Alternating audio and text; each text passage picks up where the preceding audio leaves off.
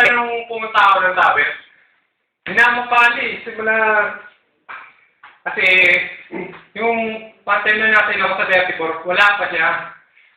Tapos nung pantay na 2 years na ako, siya dumating. Parang di na ako makakita sa maayos na sa may, ayun nga, sa 34th floor. Kasi nakikita ko siya lagi. Pero sana makarating man lang sa kanya.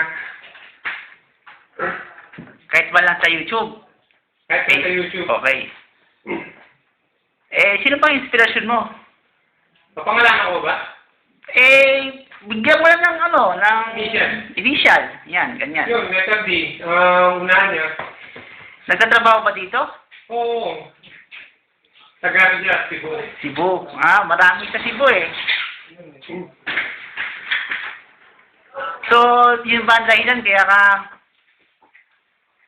Oo. Ganun na rin. Relate? Isa na rin yun. Na kaya ako nagpupursige yun. Trabaho. Pero kapag natin ako sa 34, parang di ko kaya kung nakikita ako siya. May tanong pa. Sige, magtanong kayo. Ano bang tatanong nyo? Then, saan ka ba Makati mo, boy? Huwag kayo na, boy. Huwag kayo dyan. I-send natin ito sa YouTube. Nasa live yan. Live to, boy. Kasi, natin ito kay... sa Facebook. Sige. Oo. Sige, i-play. Yan. Nakalag na nga to eh. Ano pang masasabi mo?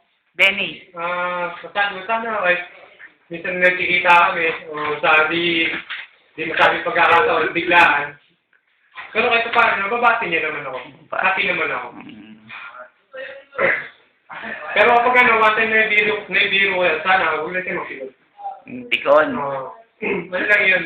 Baga, parang lambino. Madalas ba kayo nagkikita? Madalas eh. Tapos na, pag nagpo-photocopy siya sa taas, o nakikita mo. Masaya na ako pag nakikita ko siya.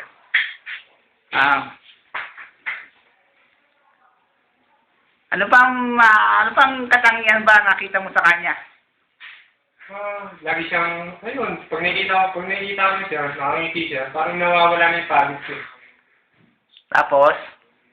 Hindi ko naman di ko naman siya masyado rin kilala, pero parang wala, nahubigla lang, pag nakikita ko siya, parang, hindi na ako pakali. Parang yung puso mo lumalaki pag nakikita mo. Diba? Kasi ganun ang pag-ibig eh. Pag-ibig yan, boy. Pag-ibig. Bene, alab ng puso. Pero may hindi mo. talaga naman masabi ko, kasi yung siyang may iwala sa mga Sinasabi na ibang tao. Oo. No. Siya lang ba talaga nasa puso mo? Simula nun, talaga, wala. Siya lang.